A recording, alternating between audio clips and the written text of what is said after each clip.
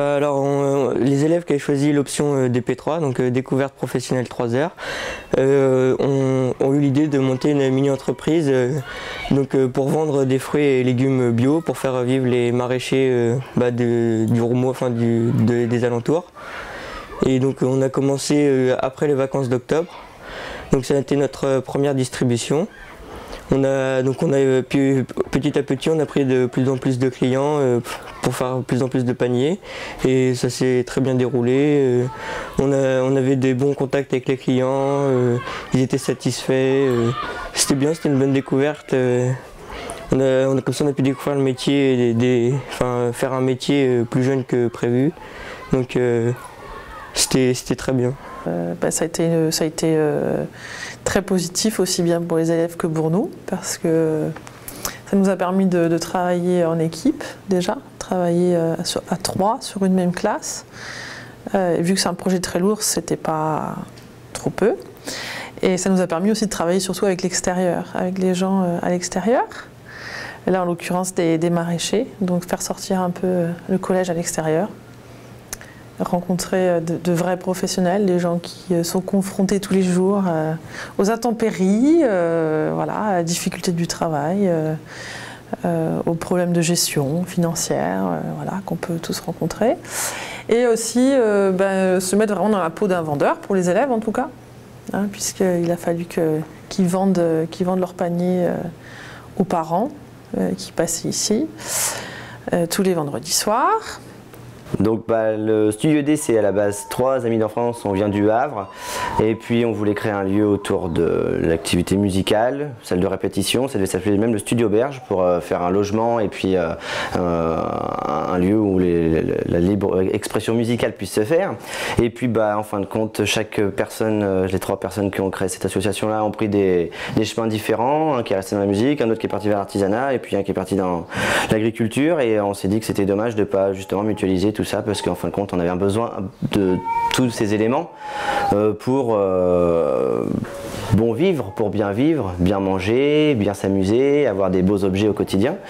Et donc voilà, c'est devenu le Studio D parce qu'on s'est rendu compte qu'avec le moyen qu'on avait, c'était qu'avec la débrouille qu'on arriverait à pouvoir monter un projet aussi important maintenant. Il a pris une certaine importance pour nous en tout cas, et puis pour les gens qui se sont rapprochés, parce qu'ils y trouvent un intérêt.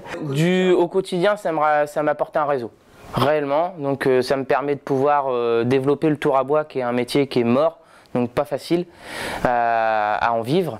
Donc ça me permet de pouvoir justement remontrer ce métier aux gens, et aussi à côté de pouvoir développer mon côté charpente, le travail du bois en fait en général, et d'avoir ce réseau là et de développer le travail du bois. Bonjour, je m'appelle François-Xavier Craquelin, je suis agriculteur sur Villequier, en Vallée de Seine, donc Seine-Maritime. J'ai 40 ans, 4 enfants, et je suis installé sur une exploitation agricole traditionnelle de la région depuis maintenant 10 ans, après passage dans d'autres sphères que l'agriculture. Le bon sens agricole, c'est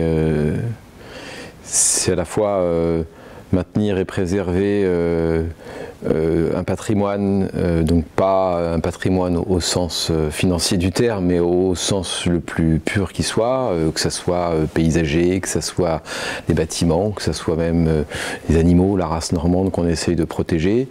Donc c'est de préserver ça pour les générations futures et pour notre environnement extérieur, des gens qui passent dans la région, des touristes ou de nos voisins.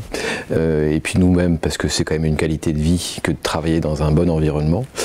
Et puis malgré tout de participer à mettre en place des nouvelles initiatives, parce que c'est un métier qui est en pleine mutation, tout en maintenant quand même une part économique importante, parce qu'on a des remboursements à faire au Crédit Agricole ou autre, et que on doit équilibrer nos comptes tous les ans.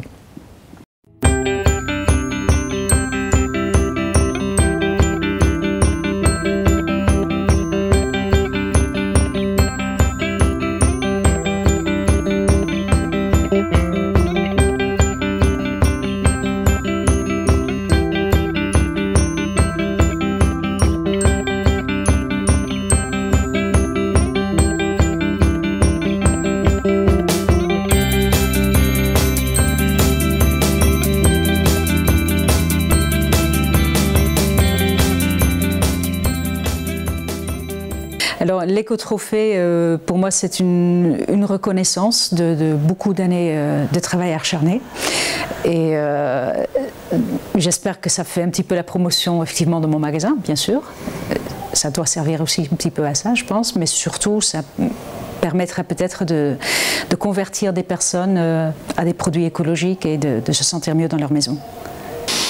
Alors, les éco-trophées, pour moi, ça représente une véritable reconnaissance par rapport aux différentes orientations, par rapport aux différents choix opérés,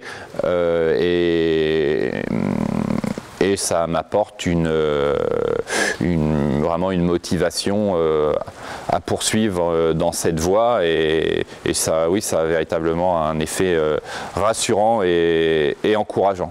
Ça me permet de me rendre compte que j'ai pas fait fausse route.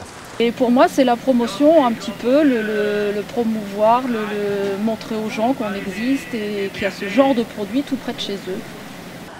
Si vous voulez, nous les éco-trophées, nous y avions participé déjà en 2005 et 2007 parce qu'on avait trouvé cette formule intéressante de mise en valeur de réalisation qui pouvait se faire dans notre département et sur notre territoire. Et puis là, comme c'est une initiative de développement local rural, ça nous a semblé intéressant, toute l'équipe d'animateurs et de bénévoles de notre association, de pouvoir justement mettre en valeur une réalisation qui a été faite en commun. Voilà.